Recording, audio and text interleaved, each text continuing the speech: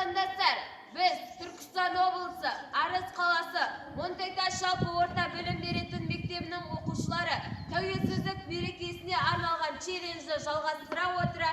Арыс қаласы Мұхтар